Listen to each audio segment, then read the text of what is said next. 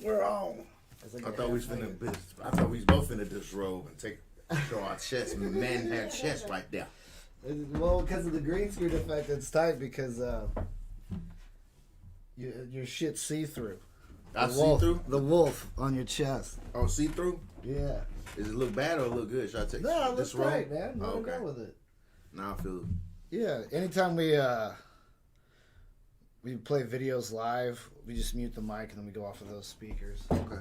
Make sure them speakers are working. Mic check 1 2 1 2 1 2. I think they're working. Well, we'll know.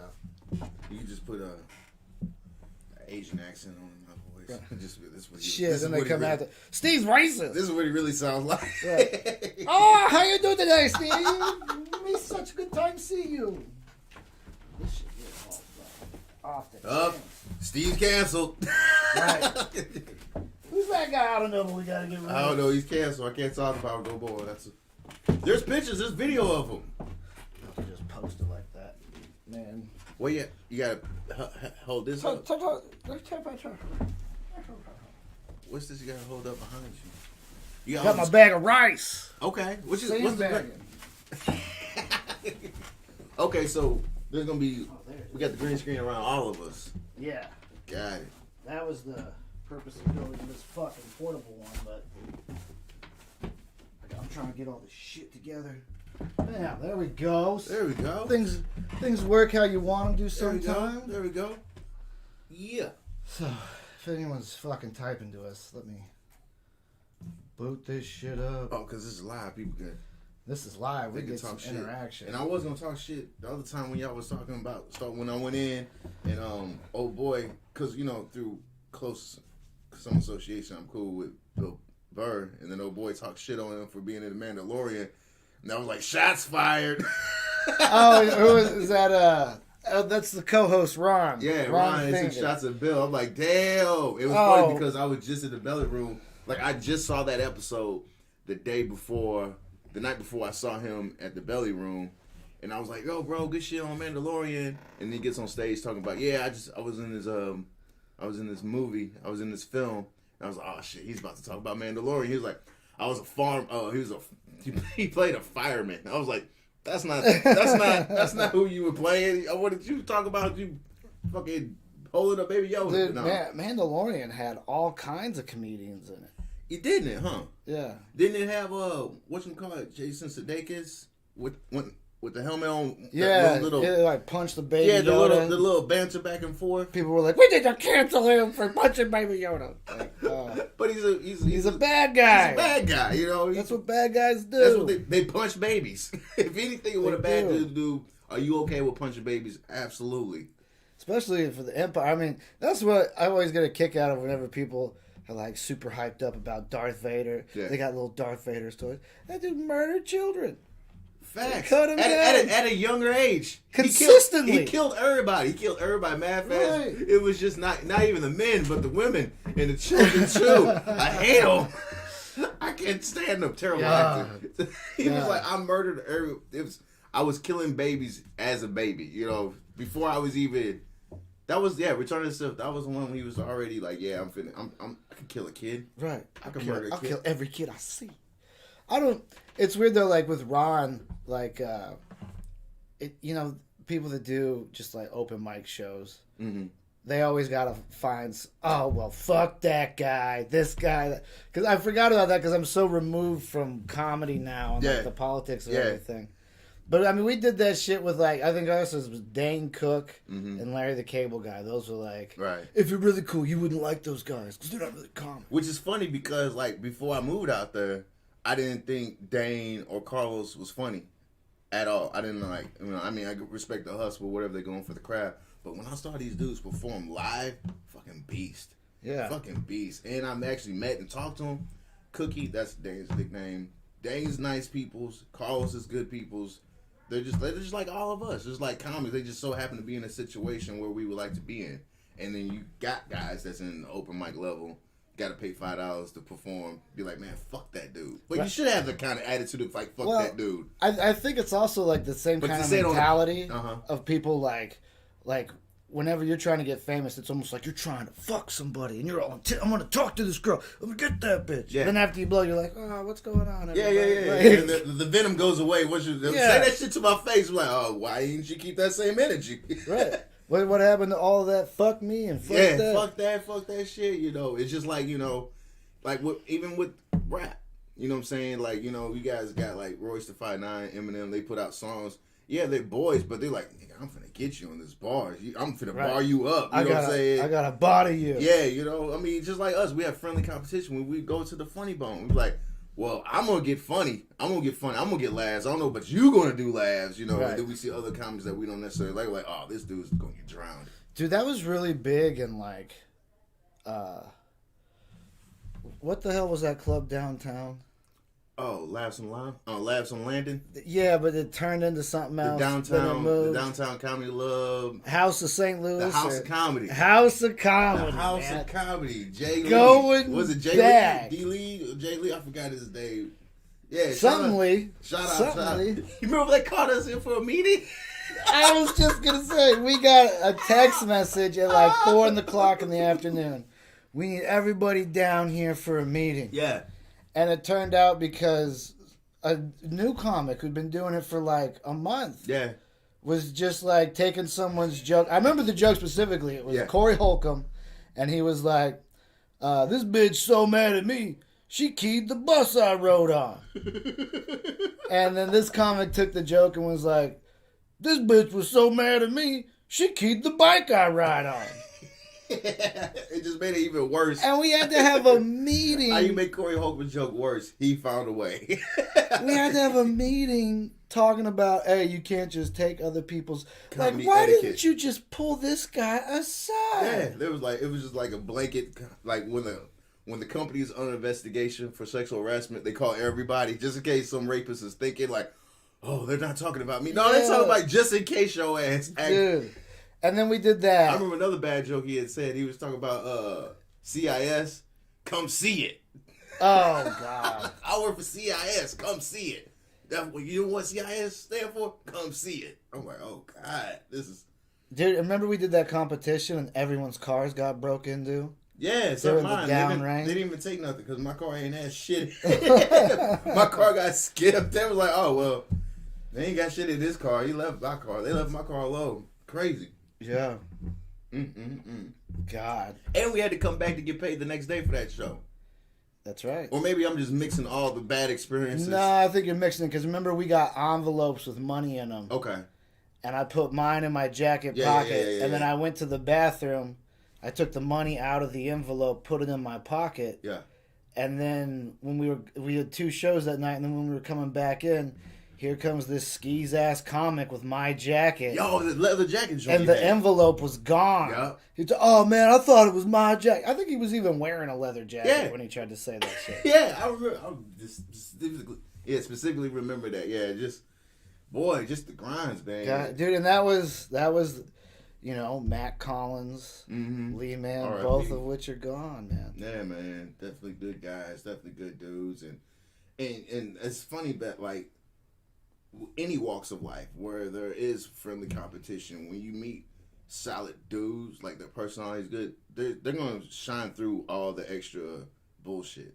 Yeah, like regardless if they're funny or not, you can tell if someone's a good person. Yeah. You know what I'm saying? And when you told me about Matt and Lee, and I was like, man, that fucking hurt because those dudes was always good. And they would always, like, coach other guys coming up. Like, oh, this is, you know, you didn't have a great set, but this is something you can work on. Whereas some people, oh, you ain't shit. Fuck, blah, blah, blah, right. blah. You know what I'm saying? You know the Hot Diddy cast. I'm going to kill him. I'm going to kill him. I'm going to murder you. I'm going to bury you. We're just telling nigga, we're telling dick jokes. And you just talk about taking my head. I'm going to bury you. Yeah, but I mean, I always think back to like, did you imagine like back in that time if you could look at those people and then be like, hey man, in 2019, you're not going to be alive anymore. Like, you know what I'm saying? Because it's such a short amount. It feels like a lifetime ago. Yeah. But it was like maybe barely 7-10 years ago. Yeah, if that. And first, nigga, how do you know I'm gonna die? Right. We got a crystal ball. I'm not drinking anything you give me. I'm like, this motherfucker want me out. Right. But I mean, just that there's been so many people, and it seems like, especially in the past 2 or 3 years, mm-hmm. and it's just, I mean, I guess it's just because, back when we were in our 20s, it was like invincible. You go out, get tore up, drunk, wake up the next day, hungover as fuck, still go through your little day job, go to the next show, start drinking. Yep. Like you were just bulletproof back then. And that's the id in psychological feeling at a certain age. You just feel invincible. Like early 20s, you think nothing can go. You can take this acid, you can take these shrooms, you can take this LSD, you can take these drips, you can take these dips, you can take this cocaine, you can take everything and then try to be a living, working addict. Yeah. You know what I'm saying? Functional. And just be functional and willing to be under circumstances where you're driving, you're delivering people food under the circumstances, and influences and stuff like that. So, I mean, that's why I stopped and got my green tea, because it got antioxidants in it. So yeah, it's just all about health right now. So I'm like, man, I got some more shit to do. So I don't want to be checked out. But yeah, when you're in that zone, man, you just kind of like I know back when I was really just using a lot, and I wasn't close to all my friends and family, so I was just like, man, it doesn't matter if I die. I mean, I'm not gonna try to commit suicide, but I don't care if I pass. You know what I'm saying? I've achieved this. I've done this. Right. I'll be good. Right. And I'm like, what the fuck type of psychotic thinking is that? Right. And I think a lot of it, too, is just from, like, when you're in that struggle and you're searching for something, whether it's success, validation, you get to the point where you're just like, everything seems so impossible and insurmountable. You're like, fuck it, I could just die, and then at least I could rest. Yeah, I'll be done. I don't have to work up. I don't have to wake up and try to chase the next hustle. Yeah, I don't need to wake up and chase the next validation. I don't have to wake up and try to prove myself over and over again. Yeah, and it's especially with comedy, because it's like you go to one venue and you bust your ass, get in good, you get passed. Now you're in with the group.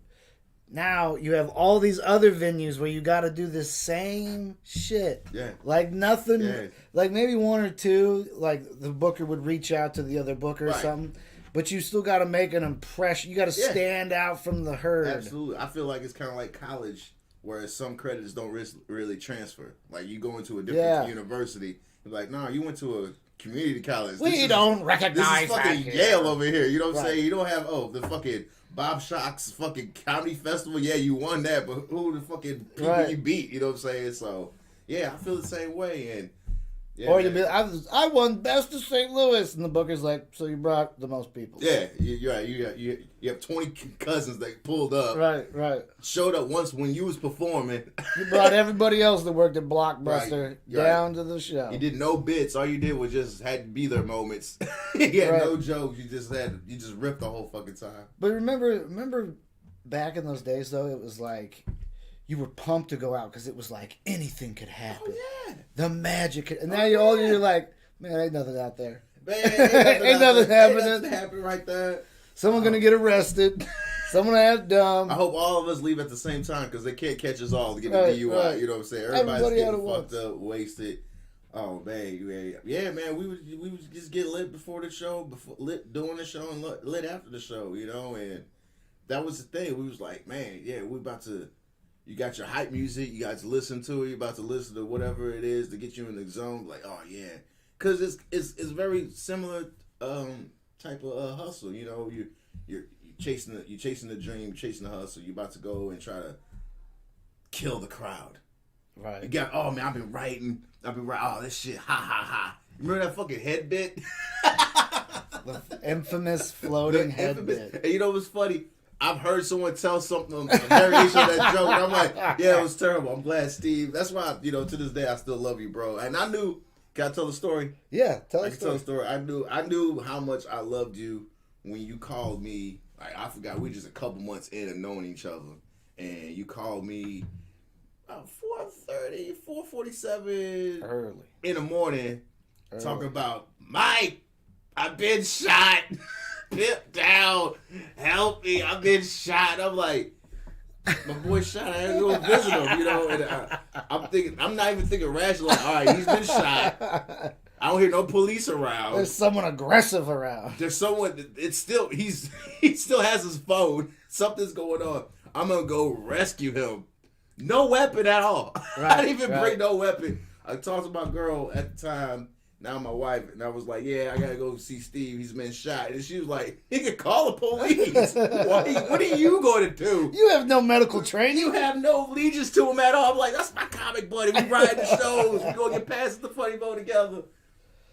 Get you your house, man. The phone's all twisted. You're passed out, drunk. I'm like, he's not been shot. So I guess he took shots of alcohol. That was the shots of alcohol. So. That was the moment. No, I was like, I would really, I'm willing to risk my life for Steve. Right. Well, there was this thing, especially when I was younger. I would get drunk. Yeah. And I would hook up with chicks randomly. Mm-hmm. Sometimes like really attractive girls that really had no business being with me. Sometimes, less attractive girls, whatever. Yeah. But then it got to the point where every time I would reach that level of drunk, it was like I was looking for somebody. More validation. Like crazy, like trying to talk. So then it got to the point where like I would see someone like walking in a parking lot and I'd be like, "Hey girl, what's going on? Let me talk to you real fast." What's Gucci with you? Right, because it's like, there's almost like a telemarketer mindset where it's like, let me try to sell this. The more no's you get, the closer you are to a yes. Get that yes. I'm gonna get that yes. It is going to be great. It's gonna be glorious. It's not even a yes that I really wanted. It's just to show that I could get a yes. Right. Not even something I wanted. I didn't even want the medal. I just wanted to show how I got a medal or I got someone to say yes. Dude, the best drinking story I think we have was your birthday. Oh shit! Like 2012, 2013. Mm-hmm.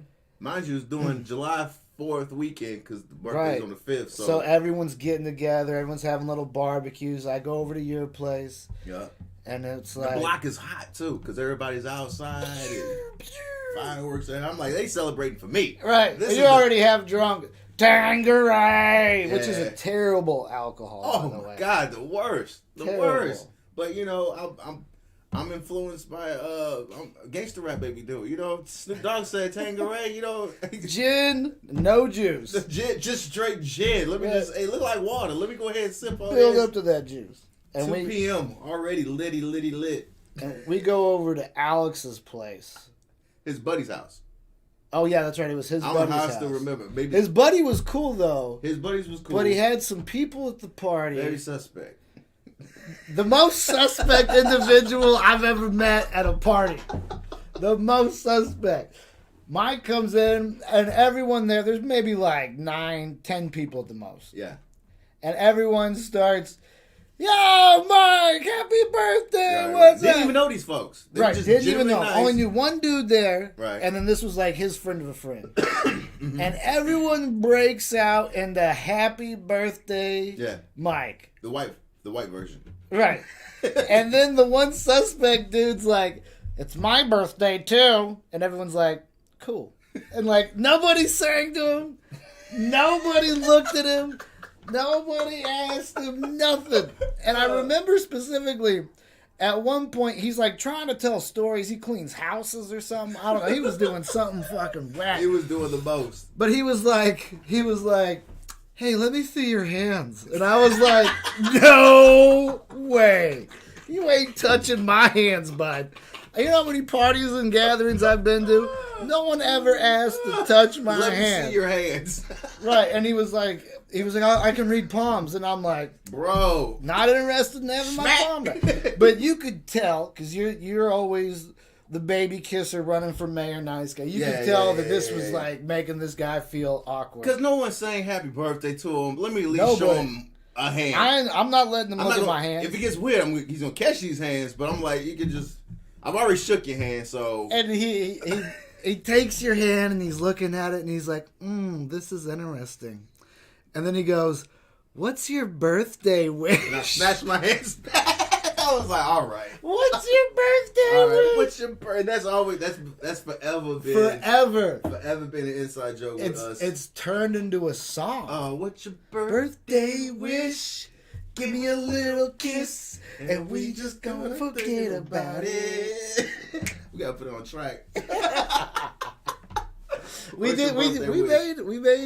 yeah, we did. We made some our tracks. songs. We made some tracks. I had a studio. We would just go up in the booth. Talk about you had and this was the thing, like, you know, you would feel like, you know, I can just record anything, I can do anything, I can record. I got these hot lyrics. I got these feelings. I need to put these balls. I got these bars. I need to put this idea out. And anytime when something good or something bad happened, we would just record it. And I remember you went on a float trip with a group of folks. You know, I'm not going on a float trip, obviously. And then he said, "Mike, I gotta record this float trip situation." I didn't go on the float trip. I lived in California for like 6 months. Yeah. And the ex at that time, the girl come out, and then I was like, "Fuck it, I'm gonna drive back with this bitch. Yeah, I'm just leaving right now. Fuck California." We jumped in the Geo Tracker and drove back. And then after like 4 or 5 months, she went on a float trip, and her ex was there. Yep. This was right when Dark Knight hit theaters, because I remember I got out of the movie and then I got the text. Right, and dude, I was so mad. Yeah. Not even so much that it happened, but that she thought that I was stupid enough.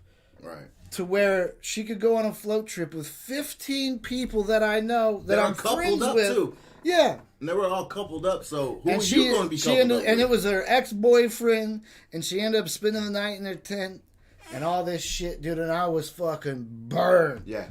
That I went on stage the next night at Comedy Forum, all liquored up, hurt feelings. I'm like, this bitch got a fake eye. Yeah.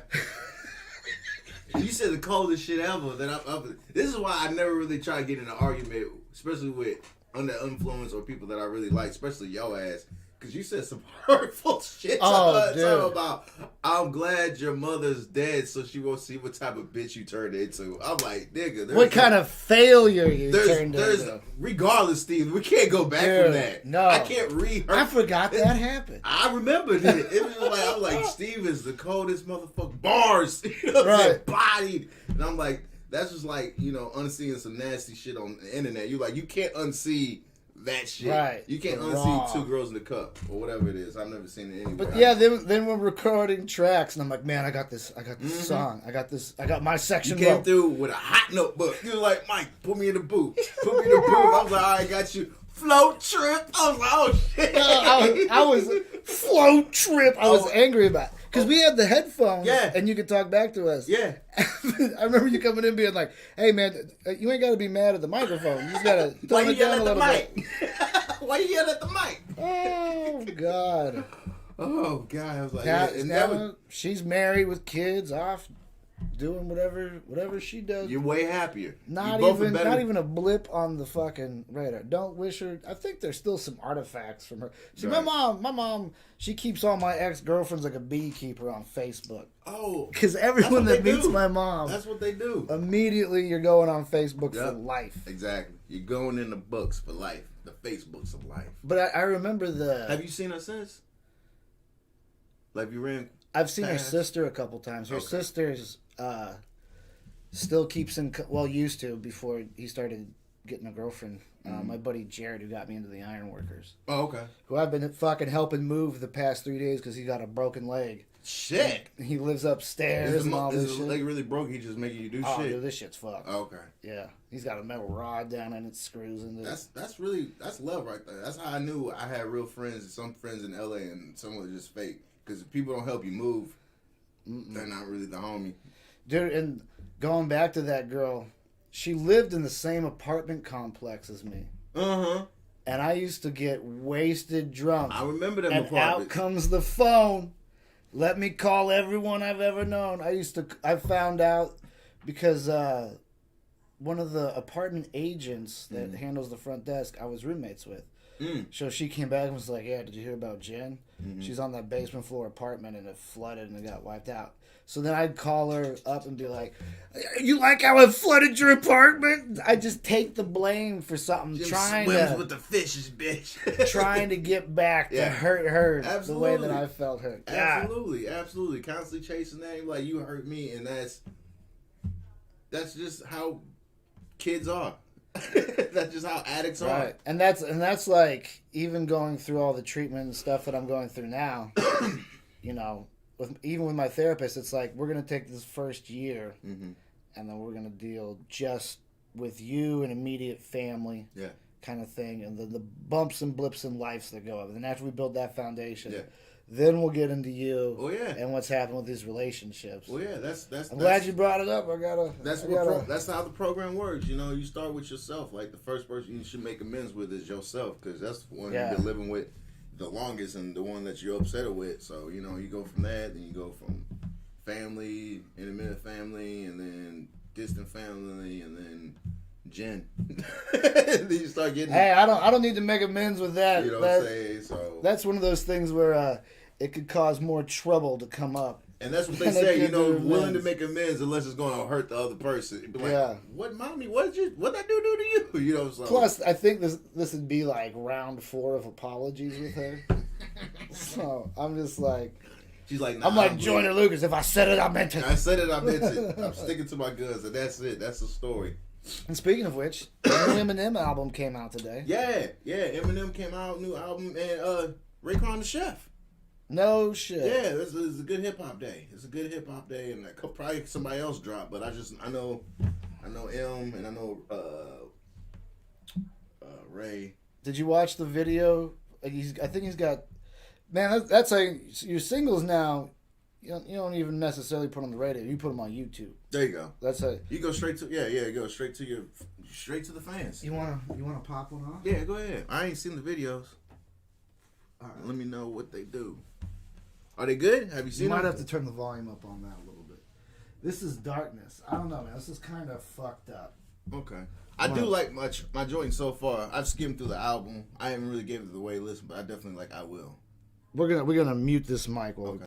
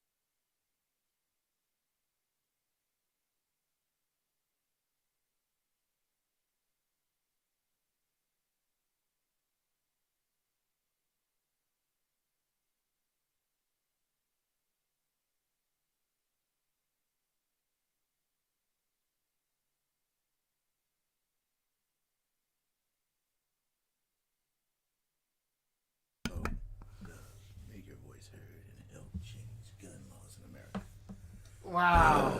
I didn't see all this when I first watched it. Yeah, I was like, this is an extra 5 minutes. You gotta, how you can help visit Eminem.com.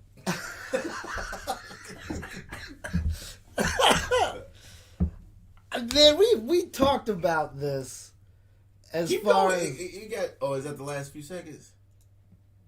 Or is it going to be like... It's just another song finna play? Oh, okay. Interscope. All right. Plug. Okay.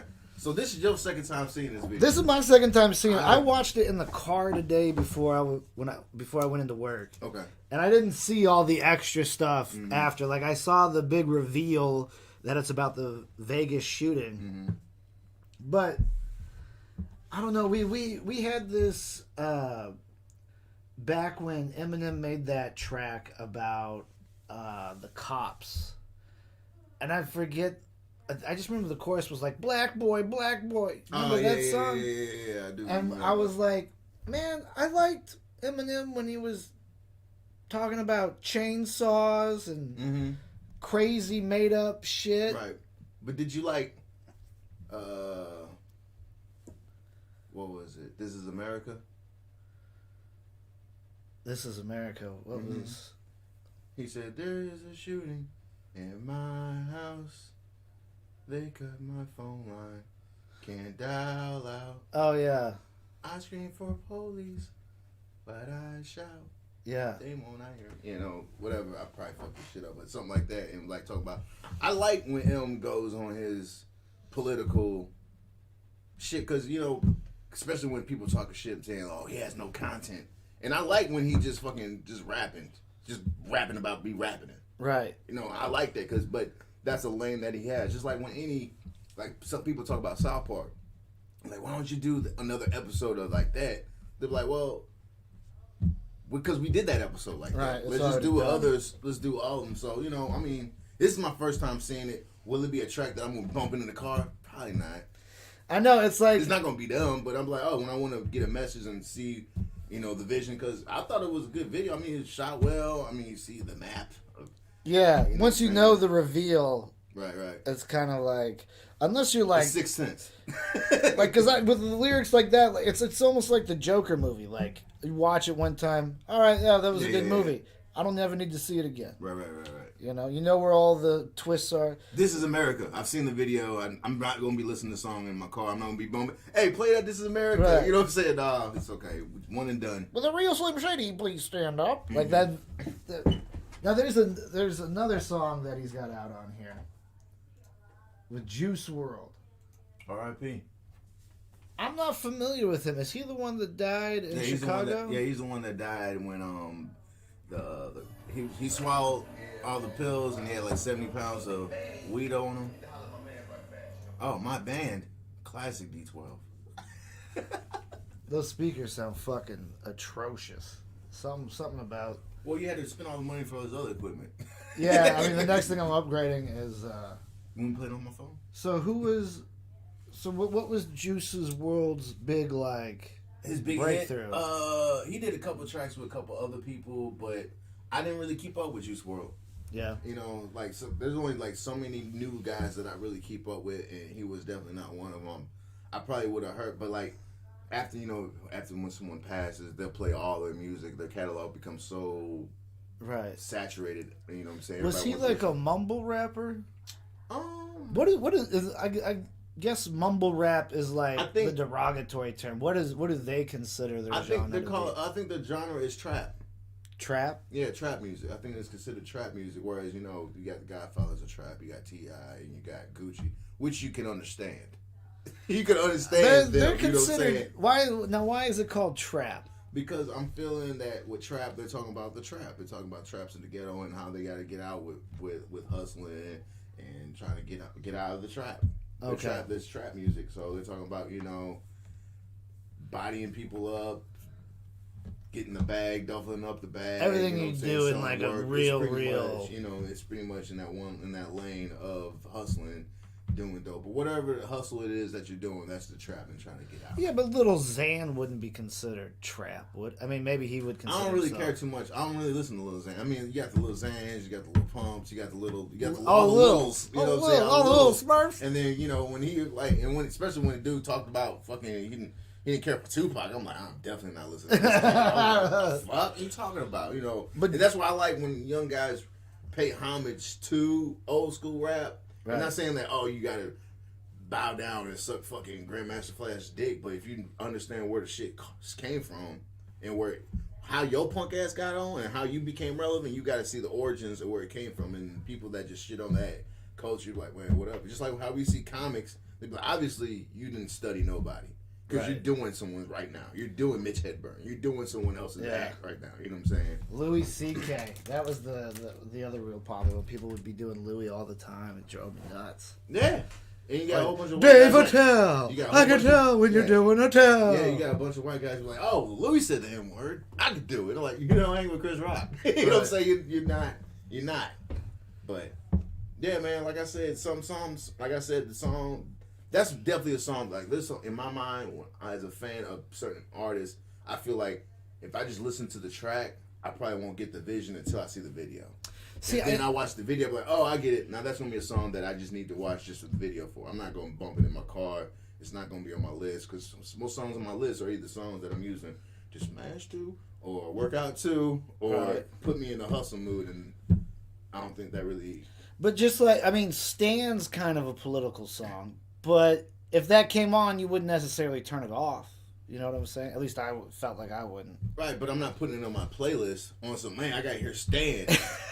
You know what I'm saying? I'm not going to, like, if I, like, in my list, like, I have an Eminem list. I'm like, oh, these are all songs that I love by Eminem. These are the songs that I'm in an Eminem mood. I'm going to listen to it. And then Stan would be on there. That type of song will be on there. But if I'm on my, like, everyday listen, I'm not going to pull up to the car, drive through, you know what I'm saying? Like, you know, dear Stan. I wrote on the starter cat. You know, I'm like, this dude listen to, you know. It's weird because, like, normally. I feel that way with Tech Nine. Like, I love Tech Nine, but some songs, like, this is clearly, when I'm in a Tech Nine, Outkast, love Outkast. There's some songs that I just like, all right, these are the songs. When I'm in an Outkast mood and I want to get that vibe on, they're going to be on that playlist. But I'm just not going to put certain songs in conjunction with a whole bunch of fucking high-end aggressive songs. I'm going to the studio, I'm finna go to the gym, I'm finna go perform. Those songs, you know, I listen to Stan, I was like, oh man, maybe on the way after the show, I'm like, there was a Stan there.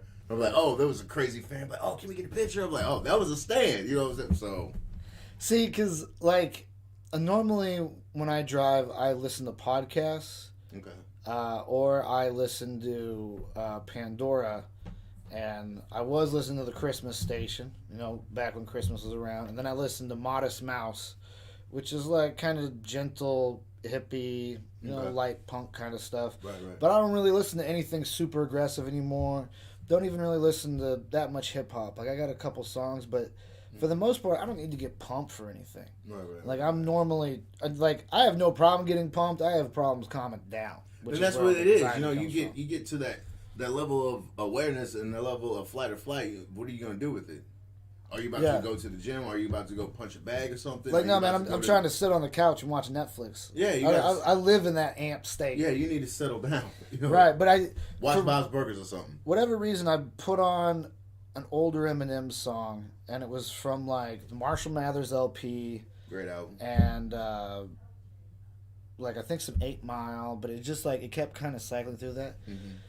Dude, he must have said in one song, I guess I never listened to it. It never hit me when we were younger. Yeah, but now that there's more awareness about, you know, like what you say and how you handle yourself, this dude must have said the word faggot like 4 times in one song, and I was appalled.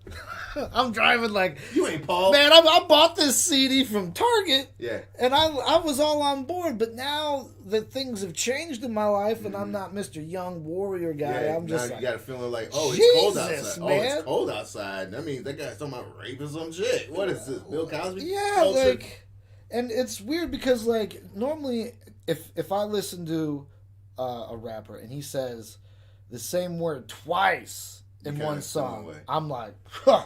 But he busts 4 times that with this. And I couldn't believe that I never had noticed it before. Well, maybe one, because during that time, the Marshall Mathers LP, the first Marshall Mathers LP, was phenomenal. Yeah. You know, everybody was just like, holy shit. You know what I'm saying? All this shit. And Eminem is a rapper's rapper. You know how many things that rhymes with fag?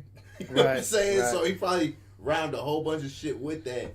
But also, it was just, at a time, just like fucking Netflix just put Raw, Eddie Murphy on Netflix. You know what I'm saying? He said shit. Faggot on there. He was like, woo. The whole, he went off on gay people 15 minutes. Whereas in Eminem's using fag as in, you're a punk ass dude. Yeah. You're a snitch. You're a bitch. You know, it's not saying, hey, you suck dick and you're less human. I'm degrading homosexuals right Eddie now. was, and I love Eddie, but that was the attack. That was the culture then too, though. Whereas in people like, Eddie and Eddie's. Did they edit it out or they kept it original? I think it's original, bro. Why you gonna edit? Why you gonna put it on and then edit and then be like, oh, and then that's gonna be a whole bunch of. I mean, I could see a bunch of snowflakes and be like, what did he say? And then like, oh, we're gonna try to cancel Dolomite. You know, try to cancel. I mean, I could see them like editing it to like a half hour or something. Mm-hmm. Netflix seems to like to live in that half hour comedy kind of world. But yeah, I heard that that Raw's on there, and then how that was just the time, and just like some sketches. I mean, I get into the conversation all the time. Like some movies in the early 2000s, like you couldn't do Tropic Thunder again. No. You think? No. You think Iron Man? Iron Man will be canceled. Robert Downey Jr. would not be doing Iron Man if he did Tropic Thunder the same summer. You know what I'm saying? They'd be like, oh, you ever put a hole in the You can't. You know what I'm saying? He can't. Blackface too. Oh God. You know. Right. So. But it's weird because, like, when you look at the different generations, like, generations had like, rock and roll music first came out, and hip hop, punk rock music, and even like grunge, and then even Eminem kind of came out, and his whole thing was like, man, fuck all you guys, right. And you got Marilyn Manson. Yeah, but now it seems like all the outrage stuff is like there's no like musical artists like.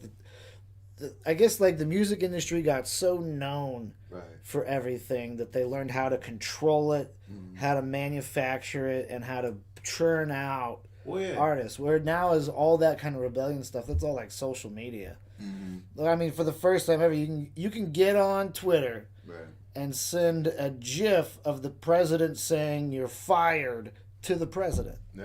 Like, so I guess that's where you're seeing more of the like PC control. Which, I mean, a lot of people knock PC culture, and I think it's just, I think you have a small group of people that take it really extreme. Oh, yeah, absolutely. And, I mean, just like with any time where, even back when gangster rap was really, really getting there, and then you had like 2 or 3 groups, NWA and a couple other groups that were gangster rap, and then you have 1,900 other spinoffs. Yeah. Of fucking gangster rap. Ja Rule. And then you just get, like, just saturated with, like, I'm no longer scared, or I've heard that before.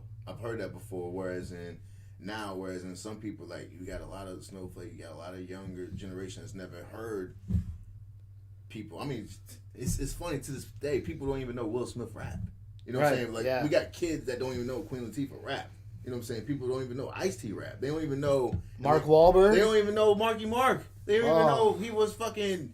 And he had this Calvin Klein, you know what I'm saying, running around soccer ball with his pants down, showing his, you know what I'm saying, they don't remember that. So when they see something that we've seen and be like, oh yeah, well, if it's something that I don't agree with or like, I can just turn it off. Whereas now, thanks to Mark Zuckerberg and a couple other people that's made platforms for these people, they have a voice. They can voice their opinion. Whereas back in the day, you just turn your shit off or just write in your diary and no one to hear about it. Who was the guy that, like, not first ever, but just most recently, not Nick Cannon, but the guy before that who made the White Devil song? He's from Cleveland. He's always talking about... MGK. MGK. Good freestyles. Mm-hmm. I heard a couple of his different... alleged freestyles. Maybe he memorized them. He got some pre-meds. He might... But they were good. Yeah. And then a couple of his actual songs that I heard were just fucking bad. Mm-hmm. So I don't know if I'm listening to the wrong ones, but at least they... at least he had the balls to go after Eminem. Yeah. And some people feel like that he was victorious. And some people be like, nah, wasn't it. Some, whatever it is, I mean, as a fan of rap, I'm gonna listen to his attack, and I'm definitely gonna listen to M's reply. Yeah. You know what I'm saying? And if M didn't reply, he'll probably bar you up later on. Just like. What do you think about the whole Nick Cannon thing?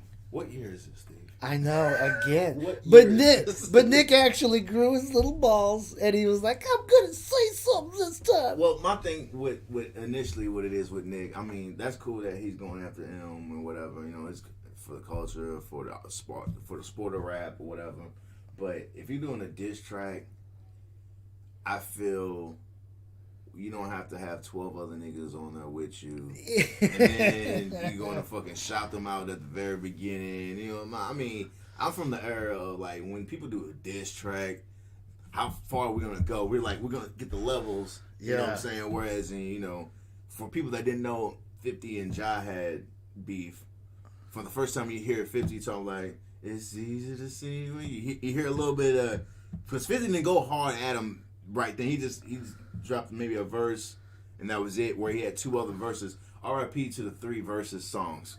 Back in the day, you have 3 verses, but Fifth probably just had like 8, maybe 16 bars talking about Ja Rule, but then he had a whole other song, and then you had like the outro talking shit on or whatever. But then Ja Rule reply, and then your chain got snatched. Oh, you got snatched, and you got shot, and you did this with Diddy, and it just leveled up. Whereas then he'd be like, Nick was like, hey, you not associate, yeah, you, let's go, like, it's gonna be the greatest song ever, and then I'm gonna let my homies handle you. I'm like, what? Yeah. He didn't do it like Pac, because Pac hit him up. Granted, he had the Outlaws on it, but Pac started the song. That's why I fucked your bitch, you fat motherfucker. Took they beat.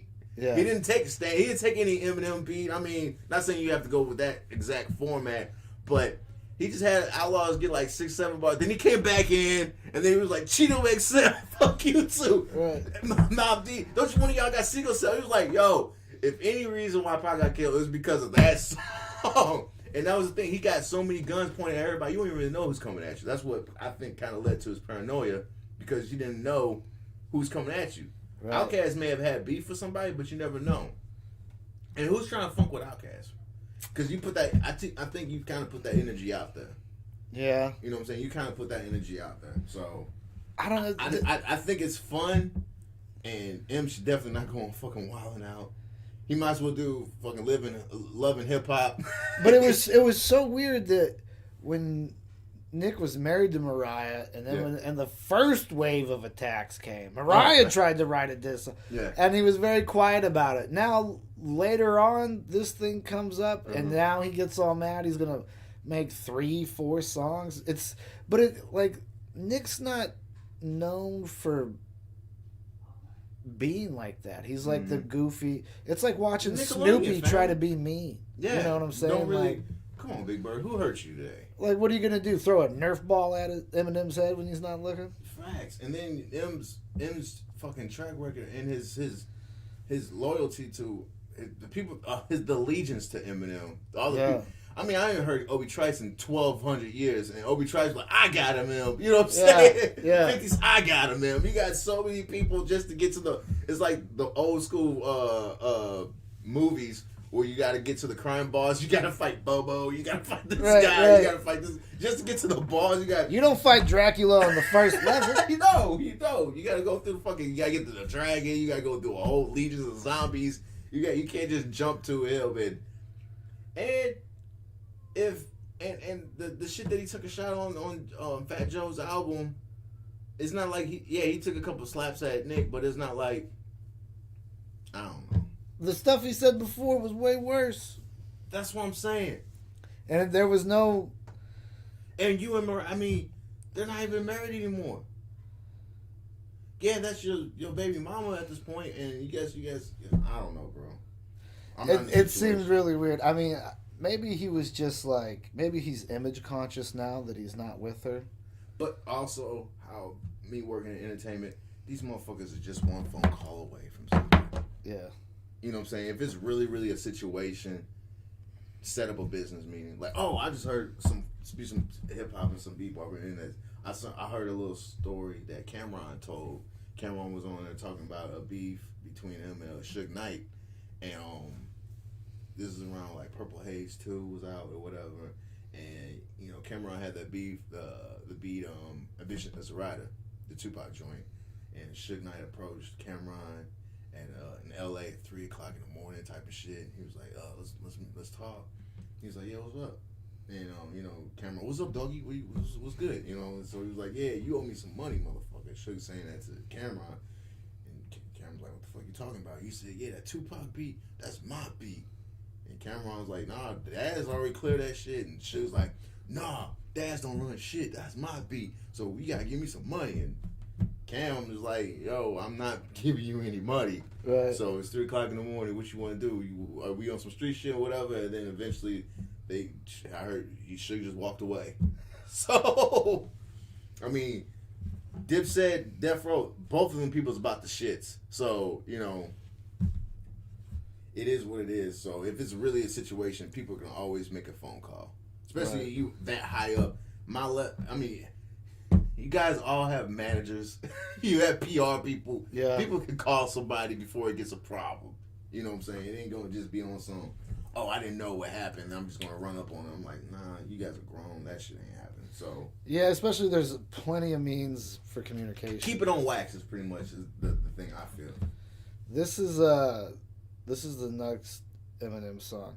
Okay. That's on the album? Yeah. Oh, yeah. We won't listen to the whole thing. Got it. It's got Juice WRLD on it. I want to like this song. I want to like this song really bad. Okay. But there's just something. I think there's other Juice WRLD songs that you can listen to that you would like, though. Okay. Well let's listen to just a little bit of this. Okay.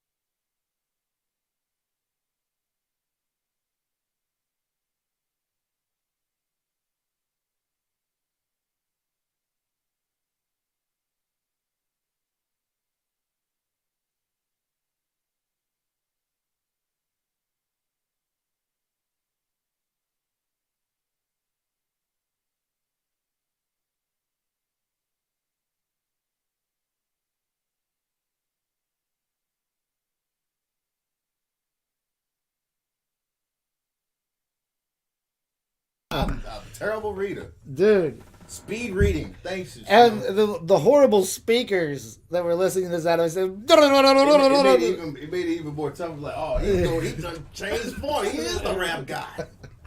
My lord. Dude, this dude's phenomenal. He done turned into a robot. He is unstoppable. Yeah. So, yeah, not a bad, but that chorus, the first line, the first group, I'm good with. The second one, look like ice road truckers. Okay. I was like, what the fuck is he talking about? I've driven trucks on icy roads. Like that don't. That just, and then after that, blood on the carpet, fire. It's like the drugs hit him, and he's just like trying to remember the set. He's just going off the set list now. We got fire, some blood, then like a monster, then more fire, and then maybe some blood on the with Louis V carpet. Like it just, it's like what the fuck is he saying? You're too old. We're too old to understand. I think that we aged out. Some young rappers are just too advanced for us. We just don't understand. And maybe when the video come out, you'll understand what he's trying to fathom. But I don't know. R.I.P. to Juice WRLD. I'm glad he got a track with Slim. What did Do you think that song's better than the last one? I think it's more universal. Okay. I think that song's purpose is to showcase Eminem's rapping abilities. Right. The song before that had a message that was. We had to go to a website after we listened to the song. Right.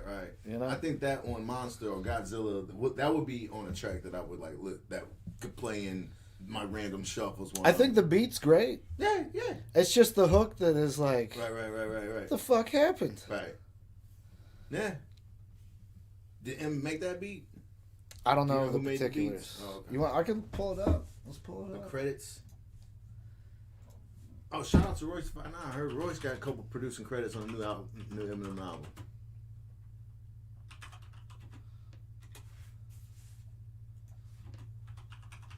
And that was the thing about back in the day. You get a CD, you get the artwork. You know who did what, who wrote what. It's just a different. It's just different place. Ava Domain, Jared Higgins, Restro. Is that Juice WRLD? Yeah. Okay. Now there's producers, Eminem. DA got that dope for guaranteed millions. Oh yeah, that's the. Oh yeah. Oh, I missed that. He's a producer. So yeah, DA got that. And I like his beats. This is interesting. I don't think I've ever. Who's Resto? Is he rapping? I don't know who Resto is. Never. Marsh, Resto, Mathers. Yeah, we got that dope. Resto did the other beat too. I was a little disappointed that Joyner Lucas. Oh, Dr. Dre's on one of the beats? Which one? Oh, he did Stepdad, the intro? And he did Little Engine, looks like. Okay. Bluetooth. Oh, he did another one too. What was that, Lock It Up? Yeah. I don't know, like... yeah. No Joyner Lucas. And he did the outro. No Tupac. I mean, he got Ed Sheeran on here. Ed Sheridan? Sheridan. Man, that's missing too many consonants to be Ed Sheridan. I'm listening. Yeah, Surrey went off when we said that dope's name. Ed Sheeran. Listening. Man, why is this? Is he like a big UK artist? Because he was in like Game of Thrones. He was in a bunch of shit. Ed Sheeran is that dude, I guess. Is he the new Beebs? He was on the new Eminem's album. I mean, he was on Game's new album. Ed Sheeran's all over. Was Eminem on Game's new album? No. They're not. But Ed Sheeran was. Another white guy. The other white guy. Ed Sheeran. But he's not a rapper. He's like a Bieber. He's a songwriter. He's a producer. He's a Bieber. I don't know if he's that poppy. He's gotta be a Bieber. Maybe. But he's from what I hear, he's a phenomenal songwriter. And, M's a great songwriter, so I guess it's a good marriage. They just teamed it up. Yeah, they just teamed it up, and now I gotta listen to that album as a whole, and then I gotta listen to Chef's album. So I'm glad hip hop is doing well. It's got some stuff. Now you sent me some videos here. Okay. What did you send me here? Oh, we was just talking about The Job. What is Killer Birds? Killer Birds. That was a slow day in the field when there's no celebrities around, and I saw a bird attack a car.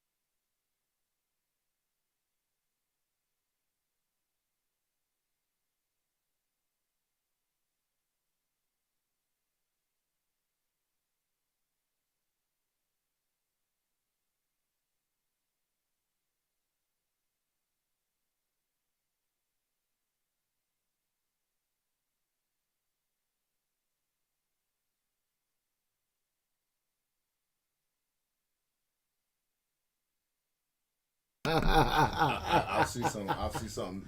I'm a producer, Steve. Field producer. I'm a field producer. How long ago was that, man? I don't know. You saw the Fro. It was a few years back. Shit.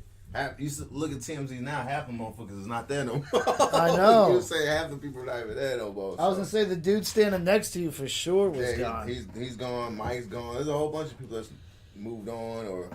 Has there been controversy? Like, are people like, you're not getting interviews, you're not getting clips, you're done?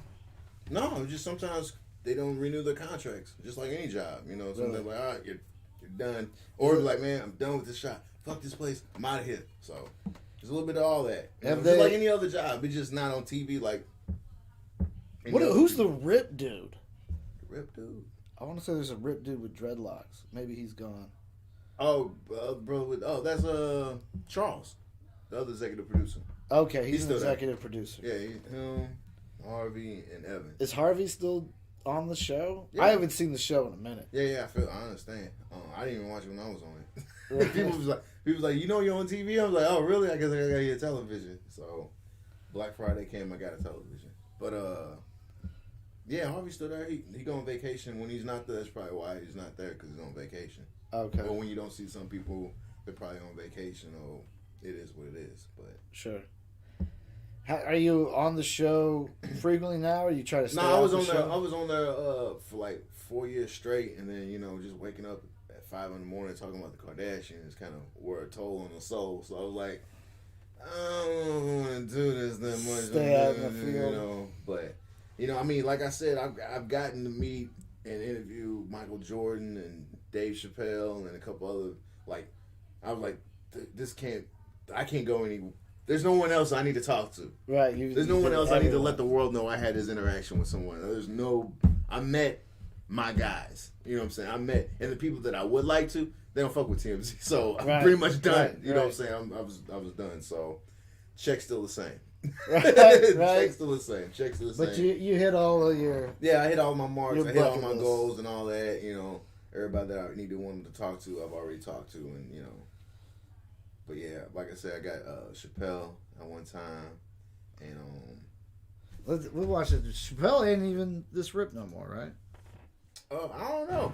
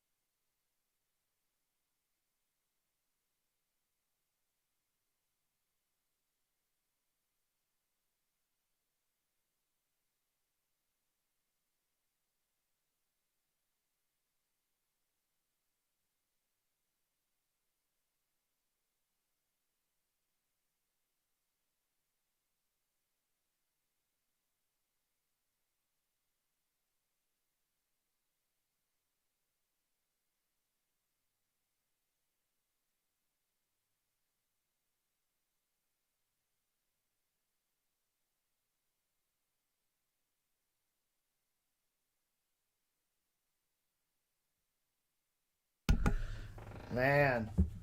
That was I remember that was before he like really came back. He hadn't done any like comedy. Yeah. That was right before the whole 5 specials. Right. You know, before way before Sticks and Stones and the Bird up in the Belly Room, and then yeah, man, those specials was on point. What do you think his strongest joke was? Out of what is it? I believe it's 3 new specials, right? Or is it? I think 3. Well, he did the one in Texas. He did one in Texas and did one back. I think he did one in his hometown, 2 DC, in the Belly Room. Yeah. Jesse Smoot, yay! That was a funny bit. I don't know if it was the weed in me or something, but it took me a minute to get who he was talking to until because when he said Juicy Spolier, and I was like, who the fuck is Juicy? And then he started going in. This is how slow I am. He was like, Juicy Spolier, and then he started talking about hip hop. I was like, this nigga is great. He's so great. I love it. He's so great. Oh man, it was just. That was so funny to me. That, and then the whole fucking if LeBron was a woman, he scored 200,000 points. Even his opening line of his I'm gonna do an impression for you. Oh yeah, that's you. Yeah, that was really good. That's what it is. You know, a lot of people act like that wasn't really a ha funny special. Really. Maybe because they were upset from that joke. They were like, "Oh, he's not that funny now. He made fun of me. I don't know. I'm not a joke." I mean, a lot of the Netflix specials I hadn't enjoyed, but it's like, I don't know, when you're sitting at home on your couch in the middle of the day, it doesn't have the right atmosphere, the right thing, you know? Right. Sometimes comedy has to have a time limit. Like it does. Like, you know, I'm curious to see how this 4:30 show goes. Right. Well, I mean, at least it's not like an actual kid show. Like, there's not restrictions. It's not like at a gymnasium. You know what I'm saying? No cursing. No. Right. You can't wear sneakers. Who all is on the show? I don't know. You don't know? I don't know. I know that he's kind of like Kevin Hart, where he has like 3 or 4 openers before he comes and does the main thing. So I may be splitting some time with a couple other guys. I think Comic Bo and I think Clinton Cooley is supposed to be there, but I'm not sure. I'm going to find out in a few hours and be like, oh, well, Mike, you only doing, since I'm doing 12 hours, I need you to do 2 minutes. And I'm like, all right, well, whatever. It looked good online. You're like, hey, I'm open. I still open up for him. Right, I've been still in town with him. You know? Yeah, I didn't put all the shows on the clip here. Okay. That are just the ones that still have tickets available. Oh, okay. So if you guys are seeing this now, those are the only shows you can get tickets for. Friday 7:30, Saturday 4:30, and then Sunday 4 and 9:30. There's a 4:30 show on Sunday? 4 o'clock on Sunday. 4 o'clock? Yeah. What? Did that just recently get added? I mean, as recently as before we started going. Oh shit! Do you want to? I'll pull up all the show times here for you.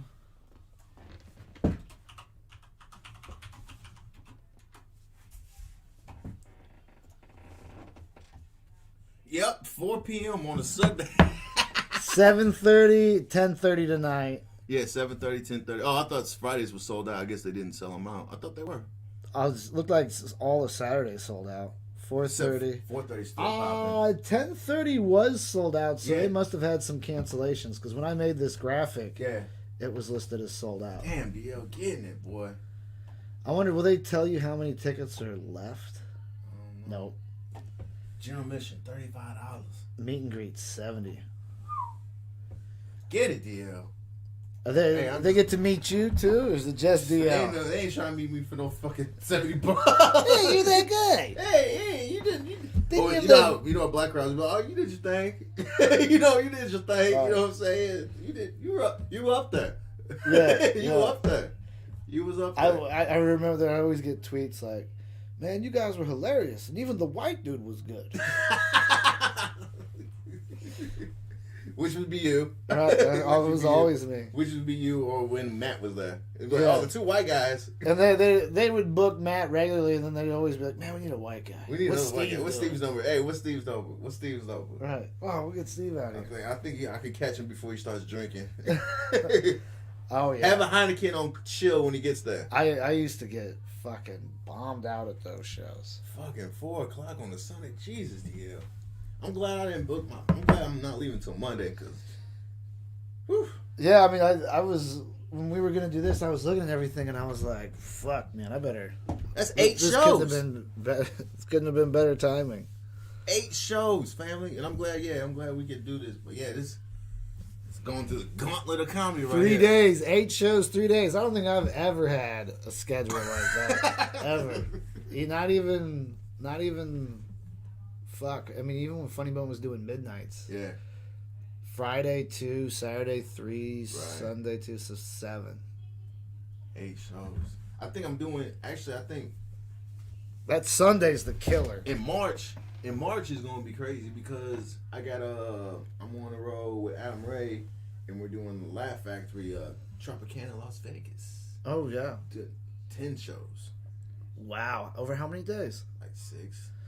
That's still better than 8 and 3. That's crazy. Yeah, I didn't even know. Jesus, appreciate you learn everything on the internet. I'm telling you, man. If you Google it, it will come. Wow, I'm happy. I'm excited. I'm see what I'm sure fucking when Sunday night 9:30 is the last one. I'm sure when that comes, I'm gonna be like, oh.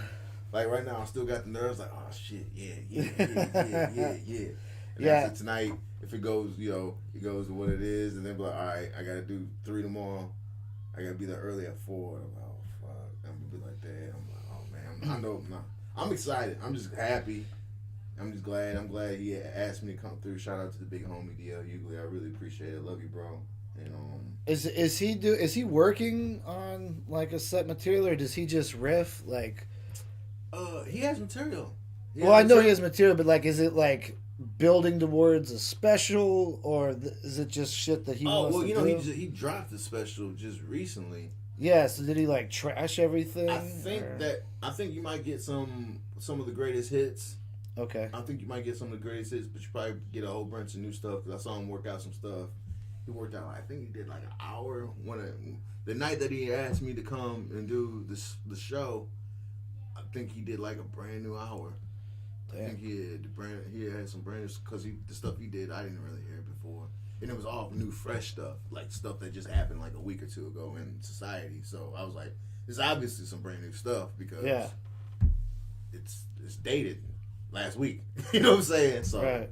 I'm just glad that to be on fly on the wall. I mean, I hate that term. I'm just glad to be a person that the relationship I had with him. I'm starting building that up for the last 2-3 years. I'm talking to him. I always see me at the airport working, doing the TMZ joint with the LAX, with the St. Louis hat on. You know what I'm saying? Talking about doing comedy, trying to get right with the Lord, trying to get off the sauce and trying to do like that. And he was like, "Yeah, man." And then by the grace of God, I just saw him at the Laugh Factory. Came out and hung out because that's really how it is in LA. You gotta have relationships. You gotta be out and network and socialize, kiss hands and shake babies and shit. So he was just like, "Yeah, man, I'm gonna be in St. Louis in January."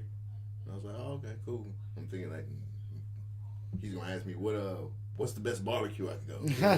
People always talk about that barbecue. He's gonna ask me he was like, what White Castle say? But he was like, "Oh, well, you wanna go with me?" I was like, "Let me just check my schedule." Yes. See if I have anything. Are you available. sure? Yes, yeah. So I was like, "Oh, bet." Inside, I kept it cool on the surface, but inside, I was like, see, walking this shit. Oh, I was like, wait, can't wait to post this on Instagram. Blah blah blah blah. How do you like me now? How you like me now? But you don't 8 have shows to do, later, I'm like, fuck. You don't have to do a bunch of press or anything, do you? With him? This is it. This is my press. This is I was my gonna press. say I ain't been instructed. I didn't even know we were doing 4:00. So maybe if I could be like, "Hey, DL, I'm not gonna do it 4." He's like, "That's cool. I'm not gonna pay you for those anyway." You know what I'm saying? I could be he sounds like a character in South Park. But I'm definitely gonna be there. I'm gonna definitely be there and witness it. And even if it's on something like, oh man, Mike, I'm gonna do 2 hours. I don't really need you. I just want to see. I want to see how you feeling after 8 shows in 3 days. I want to see, and then be like, oh, maybe I can't do comedy. Maybe this shit, you know. You watching anybody else's specials on Netflix? You see? No, I was actually gonna ask you about South Park. Oh, okay. The new season, the White Christmas. Season. Did you watch White Christmas? White Christmas. Oh, let's talk about White Christmas. What did you think of this season and as a whole? I know you're a South Park aficionado. Oh, I love it. I liked it. Like I said, you know, when they start getting into the different styles of intertwining, like carrying jokes from through the whole season, I appreciate that. And for someone that like they kind of like South Park, but they're not watching all the time. For someone like, oh, there's a new episode of South Park, they get it. They watch it and still be funny to them, but they don't really know the origins of some of these jokes. They be like, I don't get it. I don't know what Mexican Joker is. I don't know what, you know, right. And I get, so which is helps for people to be like, you need to go back and watch. And sometimes they do callbacks from 2-3 seasons ago. Right. And I like the season before last where they went. That was probably one of the better ones in my opinion. When they went back and killed all the significant characters. Mr. Hanky went to Springfield, and they killed off Ned. You know what I'm saying? Yeah. They used to start killing off all these characters. That was also the Amazon boxes, right? Where they went to the mall and got all those creeps. Yep.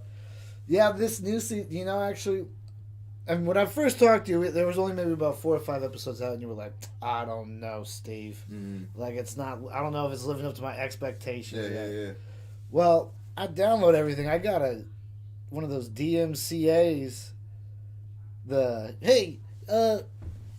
was it? Viacom says that you were downloading TV shows illegally. Oh, and really? You need to stop. Yeah, because I downloaded the South Park episode. But wait, how?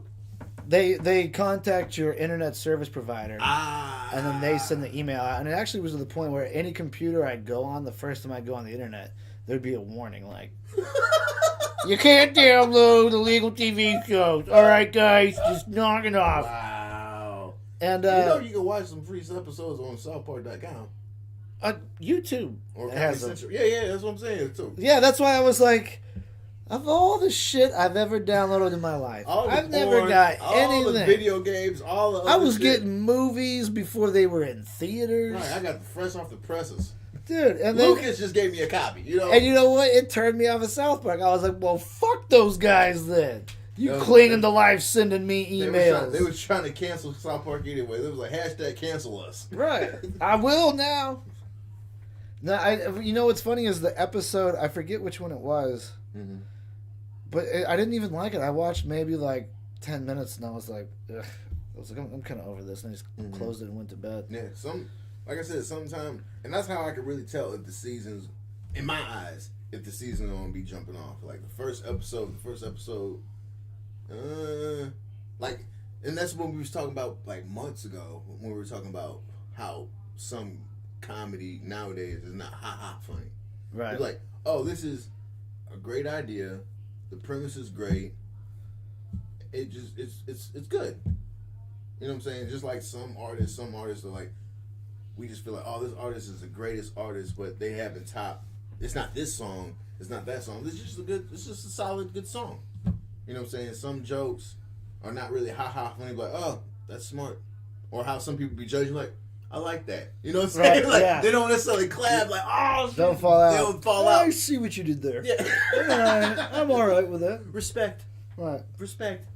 Enjoyable. And I feel like there's some episodes of South Park that'll air, and I'll be like, holy shit. I'm watching that. I'm rewind. Dude, rewind that when they put back. their balls in the microwave to get weed cards, that was like the best episode ever. Yeah. Ever. I think because I'm in LA, I think the one of the episodes, it was the damn the Halloween when they had the birds. The scooters. Oh yeah, the world's just not a skip because they're everywhere, and that's exactly what it is. Yeah. You got 40-year-old motherfuckers on these scooters, getting hit by cars, sorry, bro, getting hit by cars, and they're just on scooters. Friend that I know actually cracked and fractured his ankle from being on a fucking scooter. And this dude's 38 years old. I'm like, get your old ass off a fucking scooter and walk. Dude, we had him and we have him in downtown St. Louis, and I was working that Ballpark Village job. I worked that thing for like 11 months, dude. Right. So happy that job's over.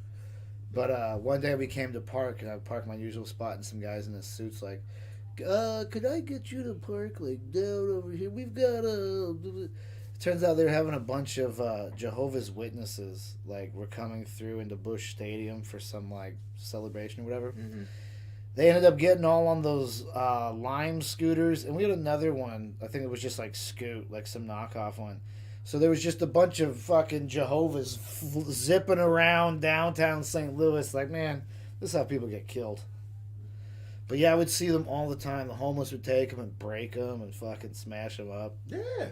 They got to be nothing as far as cost to, like, produce them. Well, that's why they're always broke down and smashed. I mean, it's just like anything now when you get to a certain age, it's just a rehash idea. Yeah. We always had scooters. We've always had scooters since people were unbound, didn't have enough equilibrium to balance on a skateboard. They're like, give me a stick. Right, let me hold some shit. Give me a stick so I can stand up. What if it's real small and I can fold it up and carry it? You know what I'm it? saying? It was just like the hoverboards. You know, they just put a stick on it. Now you broke it off. Now it's a skateboard. So they just put a stick on it. Let's add the element of phones, and then it's a yeah, but there's been like 4 or 5 of them.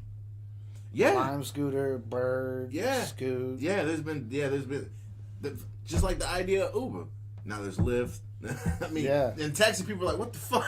I've been driving a taxi all this time. Well, there was like 2 other ones too, I thought, but I think they've since just crashed out. Mm-hmm. But it's amazing that Lyft is able to sustain. Yeah. Well, here's the thing. They kind of came out. I think Uber came out first, but then Lyft came out shortly after that, and then Uber got hit with a couple other extra problems. Like they had a couple scandals, like just recently, like some Uber driver raped somebody and was convicted. And I mean, there's been a bunch of that. There's been a whole bunch across all the. Lyft used to have a big pink mustache that would go on the front of your car. They did, and they got rid of that. But and I think the scandal caught Uber first, which people were like, oh yeah, I'm more conscious, I'm woke, I take Lyft. Okay. And then I guess the labor wages came out, and they were like, yeah, Uber's the way to go if you want to care about people in society. See, I always felt like I was paying more for taking Lyft. The only time I really used it is because they had like a couple of coupon tokens or something, and it was like $20 off. Anytime you get a discount, I'm like, oh, I've never eaten this pizza before, but it tastes like garbage, but it was only 7 with cents. The Uber, like there wasn't as big of a push to like tip. It was just, this is what you ride. Yeah. Now they've since changed that, and there's more tipping involved. They used to have chokeholds on people. They lease you a car so you could drive with them. Really? And then, like every week or whatever you got paid, they take so much out of your check to cover the cost for the car. Wow. But it's like you're not even owning that car. You're just leasing it. Yeah, the only bad experience I've heard with Uber was just motherfuckers just trying to sell me the mixtape. Really? Oh, what are you doing, man? I'm like, oh, I work in entertainment. Oh, yeah, well, they're not even looking at the road. Well, here on track 7, I got me and my homie spitting bars. It's not really necessarily my song, but it's somebody else's song. And I'm like, oh, and I also make beats too. Like this, you want a water? Yeah, I actually make waters. They always got like Uber's never good enough for them. Like I always got this is just stuff I do. Right, this is just you need some weed. You need some weed. Like my little cousin, big into the weed culture, came in. He said he was smoking weed with his Uber driver. I'm like, I wouldn't be surprised. I don't think that was an Uber driver. Right, it was just Gary. Right, I think that was just a friend that just so happened to have an Uber plaque in his car.